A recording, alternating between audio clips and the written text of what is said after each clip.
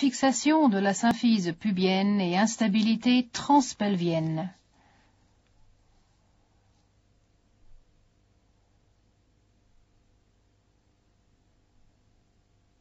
Dans le modèle en plastique, on simule une instabilité pelvienne de type B1 avec rotation externe de l'hémipelvis.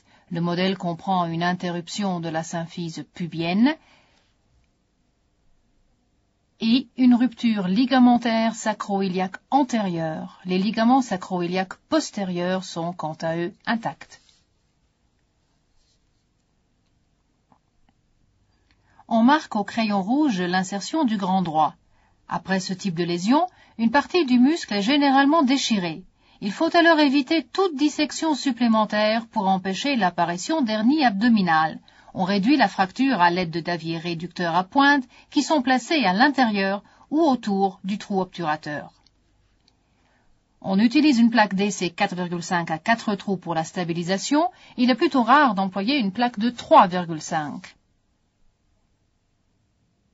La plaque est appliquée postérieurement aux attaches musculaires.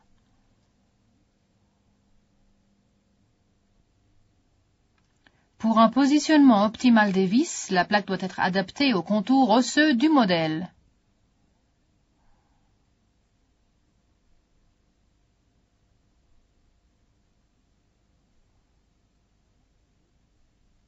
On introduit un écarteur d'os ou, préférablement, un écarteur émoussé pour le bassin afin de protéger la vessie. L'orientation de la symphyse pubienne est maintenant visualisée. Après avoir mis en place la plaque, le trou médial est foré en position excentrique. La direction de la vis est parallèle à celle de la symphyse. Ceci peut être vérifié manuellement. L'emploi d'une foreuse oscillante est recommandé.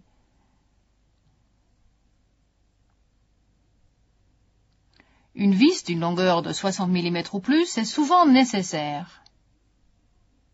Ne taraudez qu'un petit bout de la vis. Insérez la vis sans la serrer complètement. Forez également le trou contralatéral de façon excentrique. Et on obtient une compression relative en serrant les deux vis de manière alternée.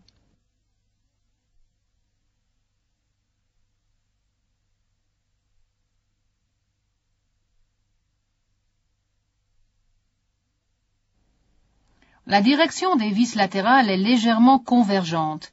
Orientez la mèche vers l'extrémité des deux vis internes. La symphyse pubienne est maintenant fixée.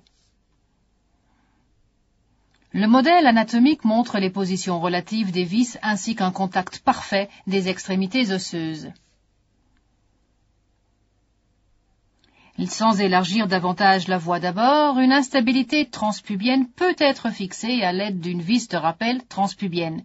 Cette vis est la même que celle employée pour fixer le pilier antérieur d'une fracture acétabulaire. Le modèle anatomique vous montre l'étroit contact entre l'implant et l'articulation. Par conséquent, une visualisation préopératoire avec amplificateur de brillance dans les incidences obturatrices est nécessaire. Par rapport au tubercule pubien, le point d'insertion est à la fois dorsal et aussi latéral que possible afin d'optimiser la position des vis. À l'aide de l'index, les fragments sont réduits et leur position est contrôlée. Dans cet exercice, on pratique l'orientation correcte du forage et de l'insertion des vis.